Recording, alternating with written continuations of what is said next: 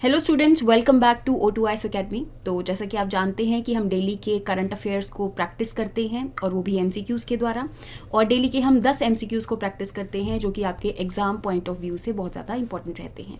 तो आज के MCQs शुरू करने से पहले अगर आपको इस वीडियो की PDF चाहिए तो आप हमारी O2IS अकेडमी की ऐप को डाउनलोड कर सकते हैं और यहाँ पर आपको ये PDF मिल जाएगी। स्टार्ट करते हैं आज के सबसे पहले क्वेश्चन से, that is related to Satyendra Nath Bose. तो जैसा कि आप जानते हैं कि 1 जनवरी को सत्येंद्र नाथ बोस जी की बर्थ एनिवर्सरी मनाई जाती है, तो इसी के रिगार्डिंग इस क्वेश्चन को ऐड किया गया है।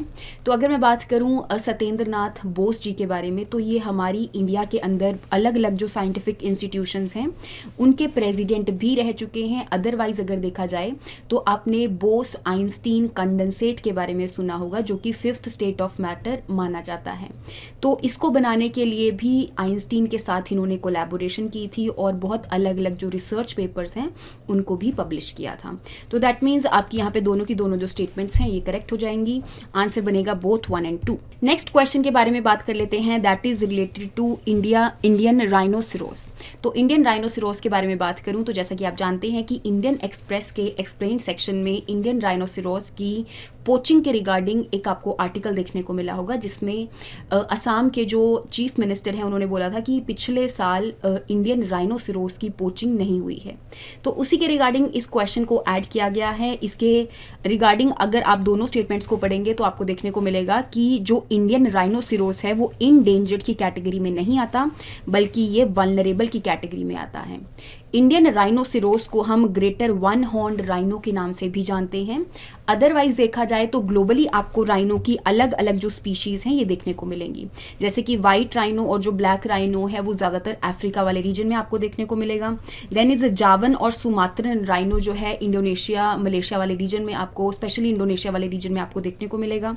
वन हॉर्न्ड राइनो जो है, अगर मैं इसकी बात करूँ तो इंडिया के अंदर जो ब्रह्मपुत्र वैली है, इसके अलावा भी जो सर्दन और जो लोअर नेपाल वाला रीजन है उसके अंदर भी आपको इंडियन राइनोसिरोस जो है, जो कि वन हॉर्न्ड राइनोसिरोस है, ये देखने को मिलेगा। तो दैट मीन्स यहाँ पे आपकी जो फर्स्ट स्टेटमेंट है करेक्ट हो जाएगी, second statement is incorrect. Next question के बारे में बात कर लेते हैं, that is related to the state and उस स्टेट में कौन सी वेराइटी ऑफ जो साड़ी है वो बहुत ज़्यादा पॉपुलर है। जैसे कि अगर मैं आंध्र प्रदेश के बारे में बात करूं तो वहाँ पे वेंकटगिरी कॉटन साड़ी जो है वो बहुत ज़्यादा फेमस है। केरला के बारे में बात करूं तो वहाँ पे कसावू साड़ी बहुत ज़्यादा फेमस है। तो दैट मीन्स आपकी जो फर्स्ट दोनों स्टेटमेंट्स हैं ये करेक्टली मैच्ड हैं। तेलंगाना के बारे में बात करूं तो यहाँ पे आपको सिद्दीपेट गोलाभामा साड़ी जो है ये देखने को मिलती है, और तमिलनाडु वाले रीजन में आपको डिंडीगुल कॉटन साड़ी जो है वो बहुत ज़्यादा फेमस है। दैट मीन्स यहाँ पे जो पहली 2 स्टेट्स हैं वो अपनी साड़ीज़ के साथ करेक्टली मैच्ड हैं। आंसर बनेगा 1 और 2 ओनली। इसके अलावा भी कुछ और स्टेट्स हैं जिसके अंदर अलग अलग जो साड़ीज़ है वो बहुत ज़्यादा फेमस हैं, जैसे कि यूपी के अंदर बनारसी साड़ी हो गया, तमिलनाडु के अंदर कांजीवरम साड़ी हो गया। इसके अलावा भी जैसे मैंने आपको बताया कि तमिलनाडु के अंदर डिंडीगुल कॉटन साड़ी भी बहुत ज़्यादा फेमस है। ऐसे ही आपको गुजरात के अंदर पटोला साड़ी, राजस्थान के अंदर कोटा साड़ी, पंजाब के अंदर फुलकारी। इसके अलावा भी आपको अलग अलग स्टेट्स में अलग अलग साड़ीज़ जो फेमस हैं ये देखने को मिलेगी। नेक्स्ट क्वेश्चन के बारे में बात कर लेते हैं, that is related to remote electronic voting machine. अभी न्यूज़ में इसीलिए है क्योंकि रिसेंटली आपने इंडियन एक्सप्रेस के अंदर भी आर्टिकल देखा होगा रिमोट इलेक्ट्रॉनिक वोटिंग मशीन के रिगार्डिंग। इसके अलावा अगर मैं बात करूं तो हमारे जो इलेक्शन कमीशन है उन्होंने यहाँ पर अलग अलग इंस्टीट्यूशंस के साथ मिलकर इस मशीन को तैयार किया है। तो जैसा कि आप जानते हैं कि जिस टाइम पर इलेक्शंस आती हैं तो बहुत सारे ऐसे माइग्रेंट्स होते हैं जिनको अपनी कॉन्स्टिट्यूएंसी में दोबारा जाना पड़ता है और वहाँ पर जाकर वोट डालनी पड़ती है। तो इस सिस्टम को रिमूव करने के लिए इस मशीन को लाया गया है। ये जो मशीन है अप टू 72 कॉन्स्टिट्यूएंसीज को कवर करता है। दैट मीन्स अगर एक स्टेट में बहुत सारी कॉन्स्टिट्यूएंसीज हैं तो उस स्टेट के अंदर अप टू 72 कॉन्स्टिट्यूएंसीज को कवर करेगा। उसके अंदर जितनी भी कॉन्स्टिट्यूएंसीज हैं, अगर कोई भी वोटर किसी और कॉन्स्टिट्यूएंसी में भी अवेलेबल है तो वहां से भी वो अपनी कॉन्स्टिट्यूएंसी के लिए वोट डाल सकता है।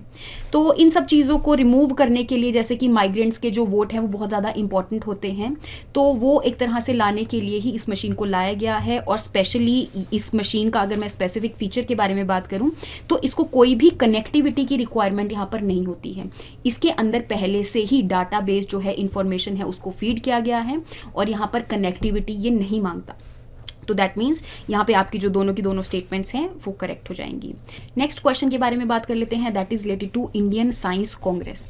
तो इंडियन साइंस कांग्रेस के बारे में बात करूँ तो 1914 से इस मीटिंग को ऑर्गेनाइज करवाया जा रहा है और साइंस एंड टेक्नोलॉजी के रिगार्डिंग जितनी भी नई नई इनोवेटिव चीज़ें आती हैं वो इस कांग्रेस के अंदर डिस्कस करी जाती हैं। हर साल ये जो मीटिंग है जनवरी के मंथ में ऑर्गेनाइज करवाई जाती है, अलग अलग जगह पे ऑर्गेनाइज करवाई जाती है और इसका एक पर्टिकुलर थीम रहता है। जैसे कि 2023 के बारे में बात करूं तो science and technology for sustainable development with women empowerment, तो ये इसका इस साल का थीम है, इसके बारे में आपको पता होना चाहिए। और सबसे पहली बार ये कलकत्ता के एशियाटिक सोसाइटी वाले रीजन में कंडक्ट करवाई गई थी। इस साल कौन सी जगह पर कंडक्ट करवाई जा रही है ये आप मुझे कमेंट सेक्शन में लिखकर बताएंगे। तो दैट मीन्स आप देखेंगे कि दोनों की दोनों जो स्टेटमेंट्स हैं वो यहाँ पर करेक्ट हो जाएंगी। नेक्स्ट क्वेश्चन के बारे में बात कर लेते हैं, that is related to mutual legal assistance treaty. तो इस ट्रीटी के बारे में बात करूँ तो रिसेंटली इंडिया ने सऊदी अरेबिया के साथ मिलकर इस ट्रीटी को साइन किया है। इस ट्रीटी के बारे में बात करूं तो हमारी दोनों कंट्रीज़ के बीच में जो भी ऐसी चीज़ें हैं जो कि लीगल प्रोविजन से रिलेटेड है, कोई भी ऐसे कोई केसेस आ जाते हैं उनको लीगल प्रोटेक्शन प्रोवाइड करने की रिक्वायरमेंट है, कोई भी क्रिमिनल केसेस आ जाते हैं, तो इन सारी चीज़ों को ये जो ट्रीटी है वो कवर करती है। इंडिया और सऊदी अरेबिया के बीच में इस डील को साइन किया गया है। इसके अलावा भी इंडिया की और बहुत सारी कंट्रीज़ के साथ ये ट्रीटी अवेलेबल है। तो अगर मैं बात करूं कि ये ट्रीटी कौन सी मिनिस्ट्री के अंदर लाई करती है, तो मिनिस्ट्री ऑफ एक्सटर्नल अफेयर के अंदर ये लाई नहीं करती, बल्कि मिनिस्ट्री ऑफ होम अफेयर्स जो है ये इसकी इम्प्लीमेंटेशन अथॉरिटी है। तो दैट मीन्स यहाँ पे आपकी जो फर्स्ट स्टेटमेंट है ये करेक्ट हो जाएगी, second statement is incorrect. Next question के बारे में बात कर लेते हैं, that is related to polar vortex. Polar vortex के बारे में बात करूं तो आपने यूएसए के अंदर देखा होगा कि यहाँ पे बहुत सारे ऐसे इंसिडेंट्स हुए हैं जिसमें ब्लिजार्ड की वजह से यहाँ पे बहुत लोगों की मृत्यु हो गई है। तो उसी के रिगार्डिंग जो पोलर वोर्टेक्स है वो कनेक्टेड है। कैसे कनेक्टेड है? पोलर वोर्टेक्स के बारे में बात करूं तो जैसा कि आप जानते हैं कि हमारे एटमॉस्फेयर के अंदर आपको अलग अलग जेट स्ट्रीम जो है ये देखने को मिलती है। In the same way tropical सब ट्रॉपिकल वाले रीजन में भी एक जो जेट स्ट्रीम है अपर एटमॉस्फेयर में, स्पेशली यहाँ पे स्ट्रेटोस्फेयर और ट्रोपोस्फेयर वाले रीजन में ये जेट स्ट्रीम देखने को मिलती है।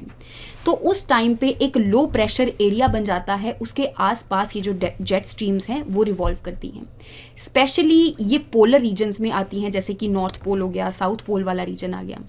जिस टाइम पे ये जेट स्ट्रीम बहुत ज़्यादा वीक हो जाती है तो उस टाइम पे ये अलग सा ही जो पैटर्न है विंड का ये बना लेती है, और जिस टाइम ये विंड का पैटर्न बना लेती है तो उसकी वजह से ये पोल्स से नीचे वाली तरफ आ जाती है ट्रॉपिकल और सब ट्रॉपिकल वाले रीजन में, जिसकी वजह से आपको यूएसए के अंदर कोल्ड करंट्स जो हैं, ठंडी हवाएं जो हैं ये देखने को मिलेगी, जिसको स्पेशली हम ब्लिजार्ड के नाम से जानते हैं, और इसी वजह से अलग अलग जो इंसिडेंसेस हैं वो हो रही हैं। तो यहाँ पे आपको देखने को मिलेगा कि जो फर्स्ट स्टेटमेंट है ये बिल्कुल करेक्ट हो जाएगी। लो प्रेशर एरिया के आसपास जो कोल्ड एयर है वो उसको सराउंड करती है। सेकेंड स्टेटमेंट के बारे में बात करूँ तो ऐसा लिखा गया है कि ऑलवेज पोल्स के नज़दीक ही एग्जिस्ट करती है, तो ऐसा नहीं है। पोल्स के अलावा भी ये नीचे वाली तरफ आ सकती है।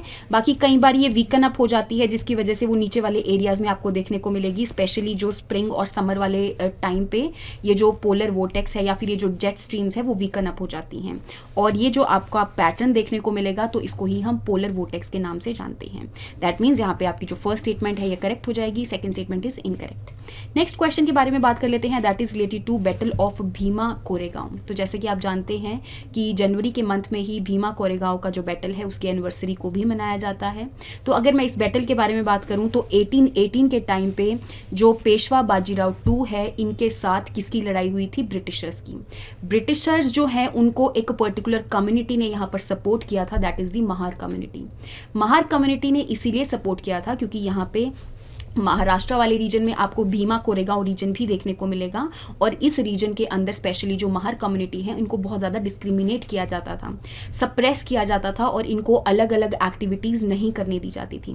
तो इस वजह से महार कम्युनिटी ने ब्रिटिशर्स का, या फिर कैसे कह सकते हैं कि ब्रिटिशर्स ने महार कम्युनिटी का सपोर्ट किया, और जो कि ये जो लड़ाई थी तो पेशवास के अगेंस्ट ये लड़ाई थी, और इस लड़ाई के अंदर ब्रिटिशर्स जो हैं वो जीत गए थे। उन्होंने कुछ पर्टिकुलर रीजन जो है उसको ऑक्यूपाई कर लिया था। तो इसके ऊपर भी बहुत सारी कंट्रोवर्सीज जो हैं वो चलती रहती हैं। तो बेसिकली आपको पता होना चाहिए कि ये इस टाइम का बैटल था, किसकी इसके बीच में था, कौन सी जो पोर्शन है, साइड है, वो जीता था, तो उसके रिगार्डिंग आपको पता होनी चाहिए। तो दैट मीन्स यहाँ पे आपकी जो दोनों की दोनों स्टेटमेंट्स हैं ये करेक्ट हो जाएंगी। नेक्स्ट क्वेश्चन के बारे में बात कर लेते हैं, that is related to Croatia. Croatia के बारे में बात करें तो क्रोएशिया जो है वो यूरोपियन यूनियन का एक परमानेंट मेंबर बन चुका है, तो इसी के रिगार्डिंग इस क्वेश्चन को ऐड किया गया है। हालांकि क्रोएशिया ने यूरोपियन मेंबर बनने के लिए, यूरोपियन यूनियन का मेंबर बनने के लिए पहले से ही ट्रीटी को साइन किया था, लेकिन यूरोपियन यूनियन की यहाँ पर कुछ कंडीशंस थी जो कि अभी तक फुलफिल नहीं हुई थी, लेकिन अब क्रोएशिया ने इन सबको फुलफिल कर दिया है, इस वजह से उसको उस मेंबर की लिस्ट में इंक्लूड कर लिया गया है। तो आपने इसमें से फाइंड आउट करना है कि कौन कौन सी ऐसी कंट्रीज़ हैं जो कि क्रोएशिया को बॉर्डर करती है। सबसे पहली बात, आपको यूरोपियन कॉन्टिनेंट के अंदर आपको एड्रियाटिक सी के नज़दीक आपको क्रोएशिया देखने को मिलेगा, जिसकी जो कैपिटल है दैट इज ज़ग्रेब। इसके अलावा आपको सराउंडिंग जो कंट्रीज़ है, बॉर्डरिंग कंट्रीज़ जो है वो देखने को मिलेगी, जैसे स्लोवेनिया हो गया, हंगरी हो गया, सर्बिया हो गया, बोस्निया एंड हर्जिगोवेनिया हो गया और मॉन्टेनेग्रो हो गया। तो ये सारी की सारी जो कंट्रीज़ हैं वो क्रोएशिया को बॉर्डर करती हैं, तो दैट मीन्स यहाँ पे आपके सारी की सारी जो कंट्रीज़ हैं वो करेक्ट हो जाएंगी। नेक्स्ट क्वेश्चन के बारे में बात कर लेते हैं, that is related to Mahadayi river. तो जैसा कि आप जानते हैं कि जो महादाई रिवर है वो गोवा और कर्नाटका के बीच का एक डिस्प्यूट है, इंटर स्टेट रिवर डिस्प्यूट है, जो कि हमेशा न्यूज़ में चलता रहता है। अगर मैं इस महादाई रिवर के बारे में बात करूं तो इसको गोवा की लाइफलाइन भी कहा जाता है, क्योंकि गोवा के रीजन में बहुत सारी जगहों पर ये इरिगेशन की और बहुत सारी फैसिलिटीज़ और अलग अलग सर्विसेज प्रोवाइड करने का ये रिवर काम करती है।